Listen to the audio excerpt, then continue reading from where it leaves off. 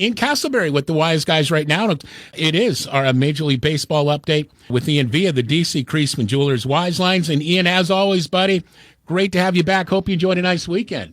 Yeah, absolutely. It was nice. How about you guys? Ooh, yeah, it was wonderful. Had some brunch with friends yesterday and just kind of took it easy. And now just trying to hide in 90-degree heat. We have a 1926 bungalow in West Asheville, and it can get a little bit heated in there sometimes. So, man, we're all just trying to avoid that craziness for sure. First things first, guys, I want to get to Ian. Let's start with the Braves. In an 11-game winning streak, they are rolling right now. They're really back in it in the National League. Or the National League East. They're just 5 games behind the Mets now. Of course, maybe playing the Rockies and Pirates within that 11-game streak really helped in this run. But, Ian, as I said earlier, Atlanta is now back in it. Absolutely, yeah. During this 11-game winning streak, they cut their deficit from – they were 10.5 games back when the streak began. Now, as you pointed out, they're 5.5 back. They have a wild card spot right now. They have the 3rd wild card spot in the National League. That could improve. They're only a half game ahead of Milwaukee, but Milwaukee's in free fall right now. And the Braves should, if they don't overtake the Mets in the National League East, they are solidly in the wild card race. I mean, statistically, I think the website Fangraphs said they have a 90% chance of making the playoffs right now. So they are in really good shape, but the pitching has been outstanding during the 11-game streak. The ERA among the pitching staff has been 2.47. They've scored 74 runs. They've really started to hit the ball out of the park, probably not coincidentally, as the weather is warming up. They've had 22 home runs during this streak. Ronald Acuna Jr., Adam Duvall, and Austin Riley have each hit 4 during this streak. So, you're getting great pitching, you're scoring runs, you're getting power hitting. You're going to win a lot of games, and that's what's happening right now.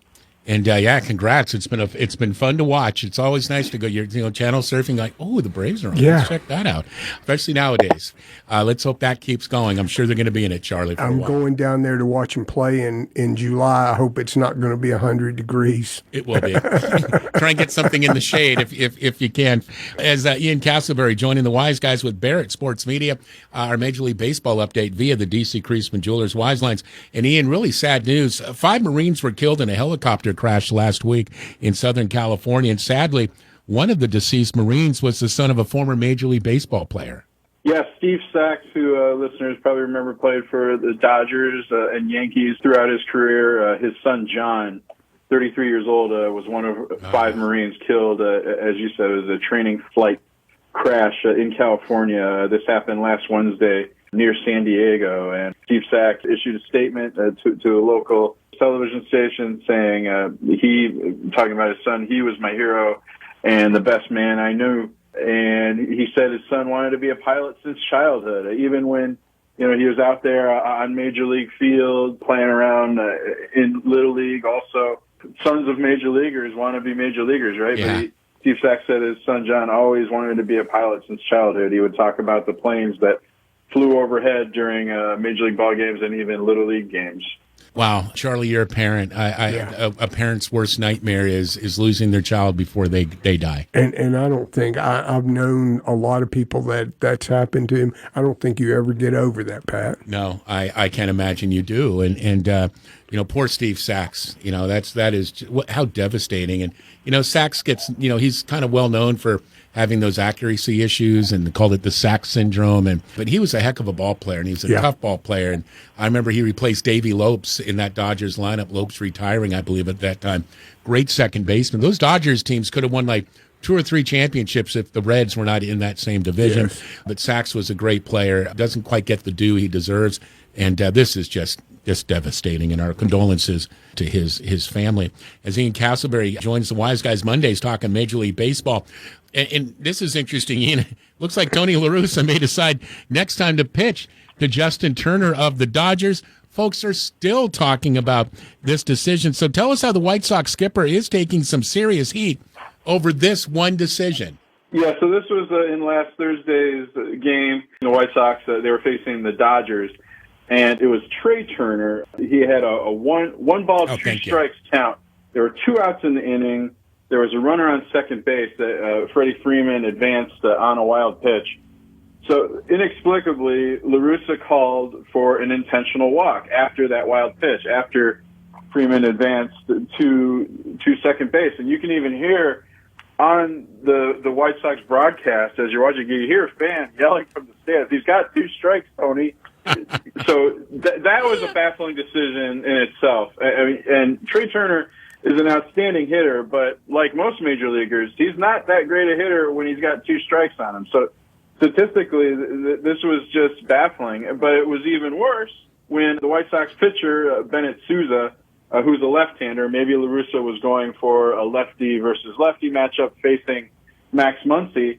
But then Max Muncy hits a 3-run homer to give the Dodgers a 10-5 lead. They eventually won the game 11-9, and Russa has just been undergoing heavy criticism, heavy scrutiny ever since this decision. And not to mention, I mean, it's just compounding the fact that the White Sox have been a huge disappointment this year. They're 27-31, 3rd place in the AL Central, 6th behind the Twins, 3 behind the Guardians. They're not scoring runs is the biggest problem. The 227 runs, that's the 3rd fewest in the American League. And their pitching has been okay, but they've also allowed 283 runs, which is the 4th most in Major League Baseball. Ouch. So they are being outscored by 56 runs. They have a negative 56 run differential, and you're just not going to win when you're allowing that many more runs to the opposition. So on Saturday, the White Sox fans apparently had finally had enough that you could hear some "Fire Tony" chants breaking out throughout Guaranteed Rate Field. Whether or not Russa is fired, I mean, I think some owners would do that at this point, maybe looking to shake things up. But Jerry Reinsdorf, I mean, he hired Tony La Russa, and he hired him under the pretenses that, one of the great regrets of my career in owning the White Sox was firing Tony La Russa. So it seems unlikely that Jerry Reinsdorf is going to make a move here. Seems pretty. He's got an emotional investment in La Russa as well, Charlie. It looks like. There. Yeah, it sure does. The 2-strike part is the thing that's mystifying. Right. You know, throw something off the plate. Give him, see if he'll chase something bad. Is what you'd kind of think might happen. And then if he gets walked, hey, he gets walked, and we got a force out. But I was never on. When we talked about La Russa's hiring, we were like, I don't know about this, but we'll see how it plays out. You're right. Ian's White Sox, he picked them to win it all right now, right? I mean, come on, get it together, La Russa. Anyway, Ian, let's go back out west of the Dodgers. They just got swept by the Giants over the weekend, and they take a big hit in their rotation as well. Walker Buehler out 6 to 8 weeks with a flexor strain. And Ian, L.A.'s vulnerable, leading San Diego by just half a game. The Giants now by just 3.5. I mean, do you think L.A. will look to grab another pitcher? Because the riches don't seem to be as much as, say, a couple of years ago.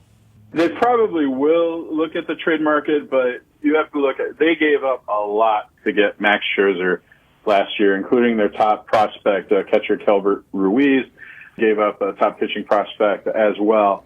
So it's possible they could be in the mix for the top 2 pitchers on the market, the Reds, Luis Castillo, Frankie Montas of the A's, but there's going to be a lot of competition for those guys. So I think you're going to look at the Dodgers probably trying to fill in holes with, they're going to have Andrew Heaney coming back. They just called up 2 pitchers, Ryan Pepio and Michael Grove, hoping they can fill in as well. Maybe David Price, who I think a lot of people forget is actually still on the Dodgers. Wow.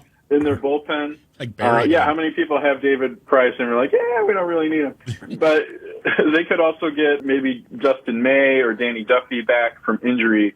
So they're in good shape. But, I mean, obviously Walker Buehler has been one of the best pitchers in baseball. And, we just talked about my White Sox World Series pick. I'm pretty sure I picked Walker Buehler to win the National League Cy Young Award. So my preseason predictions not really working out very well. Ian Castleberry kiss of death. Dude, it doesn't matter. Pretty much, yeah. It doesn't matter who you...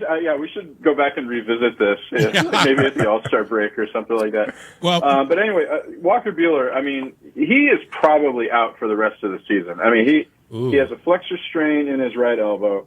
That is often a precursor to Tommy John surgery. He can't throw for 6 to 8 weeks. I mean, he won't even touch a baseball until then. So then he has to build his strength back up, his stamina, his inning.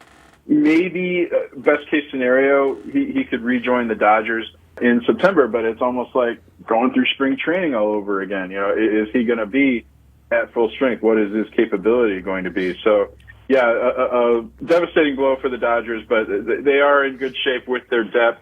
And one more thing, we mentioned Luis Castillo and Frankie Montas. So maybe they're out of the market for the top trade targets among pitchers, but there are some lesser names that maybe they could build the bottom of their rotation with. Zach Greinke, Martin Perez, even I would look at Madison Bumgarner as a possibility. The D-backs may want to get rid of that contract, and maybe if the Dodgers say, okay, we'll take on that contract and maybe have to give up less in return, that's a possibility to look for. Wow. Well, Ian, first things first, man, it really doesn't matter who you pick in April. It matters who you're going to pick when we get into the postseason, and then we really do the picking from that point on.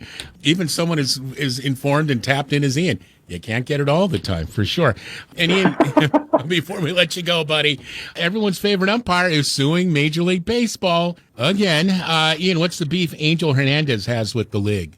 Yeah, you guys might remember, listeners might remember, Angel Hernandez sued Major League Baseball a year, maybe 2 years ago, claiming racial discrimination on assignments, saying that he wasn't minorities, and Angel Hernandez in particular were not being assigned, to postseason games, which is typically the reward for top performance throughout the regular season. That he was denied promotions to crew chief, the leader of an umpiring crew. So that decision was thrown out of court last year.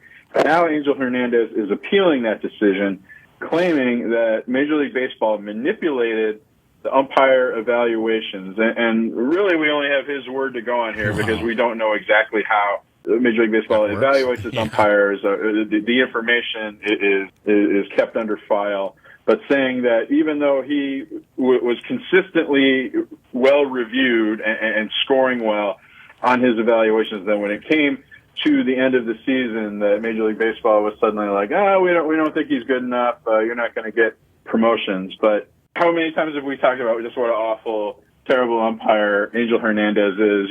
Almost every time he's at home plate, you can see his strike zone is terrible. He misses 10% of the ball strike calls.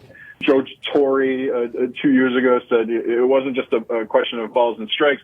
It was about leadership. It was about controlling the game with Angel Hernandez, and that's why he has been passed over for postseason assignments and promotions.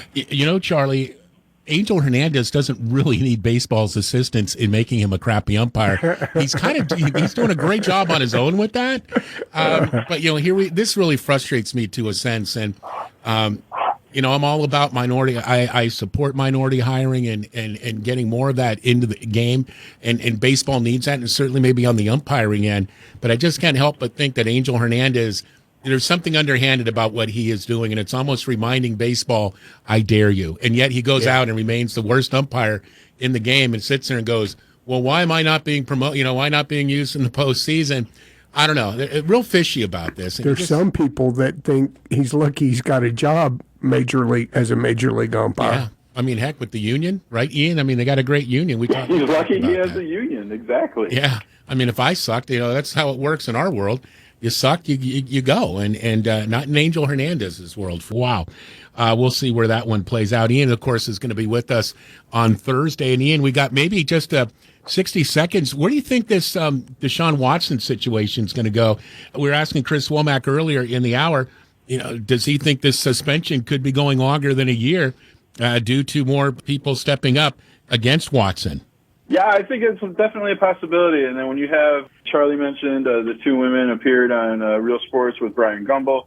Then the New York Times has this report, and now you have another woman coming forward with allegations. I mean, at the very least, I don't think we're going to see Deshaun Watson play this season. Could it go into next season? I think that will depend on what transpires, if any of these lawsuits end up going to court. If more women come forward, it's difficult to believe that more could, but more seem to every week almost. And it's just, and the Cleveland Browns you can't really feel sorry for them in this situation. I mean, they made what looked like a terrible, terrible decision in giving him a guaranteed contract that I don't think any other team in the NFL under these circumstances would have signed off on. So it's a really good question as to whether or not we'll see Deshaun Watson, in 2023. But I think it's becoming increasingly safe to say that we will not see him in 2022. See where it plays out, man. Good Lord. Thanks for a little football tip there, Ian. Again, we'll be back with you Thursday for our NFL Gold Nuggets. We always appreciate you, friend. All right. Thanks so much, guys. You got it. Thank you. Ian Castleberry with Barrett Sports Media. And, of course, Ian's appearance via the D.C. Creasman Jewelers Wise Lines.